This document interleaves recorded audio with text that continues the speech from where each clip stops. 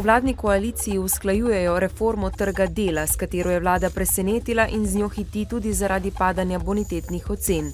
Minister za delo Andrej Vizjak zagotavlja, da je namen sprememb na trgu dela tudi povečanje zaposlitev za nedoločen čas. Posegli pa bi tudi v dodatek za delovno dobo in malico, za kar so leta navijali delodajalci. Zato ji, še preden je nova reforma spisana in javno znana, v sindikalnih vrstah že ostro nasprotujejo. 380 zaposlenih v cestnem podjetju Ljubljana je danes začelo stavkati zaradi neizplačanih julijskih plač. Zaposlene je vodstvo včeraj obvestilo, da so vsi, razen tistih delavcev, ki opravljajo nujna vzdrževalna dela na cestah, do preklica doma. Delavci so se danes vseeno zbrali pred sedežem podjetja, da bi dobili pojasnila vodstva o prihodnosti podjetja, a so čakali za manj. Delavci bodo zdaj stavkali na delovnih mestih, vse dokler ne bodo dobili julijskih plač in pisna zagotovila vodstva o prihodnosti podjetja. Nadzorniki Triglava so potrdili dokapitalizacijo Abanke Vipa. V banko bodo vložili nekaj manj kot 13 milijonov evrov, torej le toliko, da bodo ohranili sedanji 25,6% delež. Zavarovalnica je imela v prvi polovici leta 25 milijonov evrov dobička, kar je za petino manj kot v enakem obdobju lani. Razlog za nižji dobiček so predvsem slabitve naložb in izgube zaradi naložb v grške vrednostne papirje. Zaradi varčevalnih ukrepov bodo odslej pri nas na slabšem tudi begunci, ljudje, ki v naši državi iščejo boljše življenje. Vlada je namreč pripravila spremembe zakona o mednarodni zaščiti, s katerimi ukinja brezplačno pravno pomoč na prvi, pravzaprav najpomembnejši stopnji postopka za pridobitev mednarodne zaščite.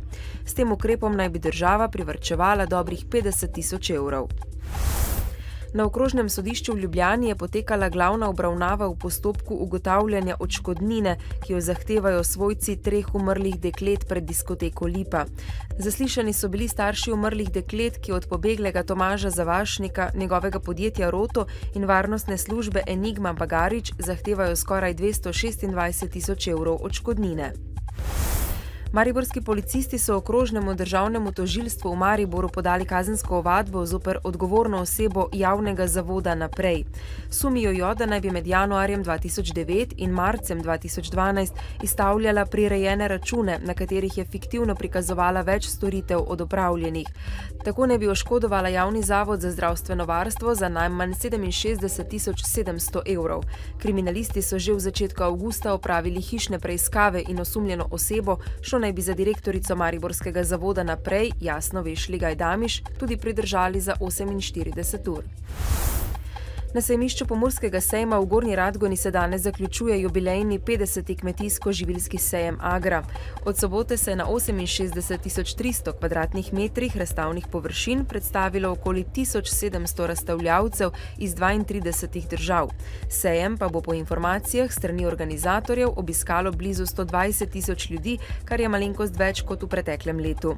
Sejemsko dogajanje so zaznamovale tudi predstavitve vladnih ustanov in stanovskih kmetijsko-živilskih organizacij, predstavitve tujih dežel, strokovne razstave živali, revije lipicancev, goveda in drobnice, pozornost pa so posvetili tudi ekološki pridelavi in reji, vzorčnim nasadom rastlin ter tekmovalnemu programu.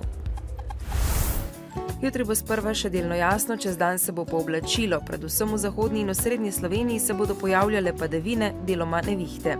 Najnižje jutranje temperature bodo od 10 do 15, najvišje dnevne od 20 do 24 stopinj.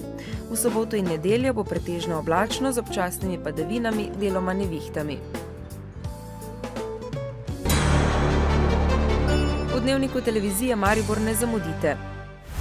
Bodo nadzorniki nove KBM govorili tudi o reviziji poslovanja. Na Mariborskem centru za socialno delo se pripravljajo na nov kup odločb.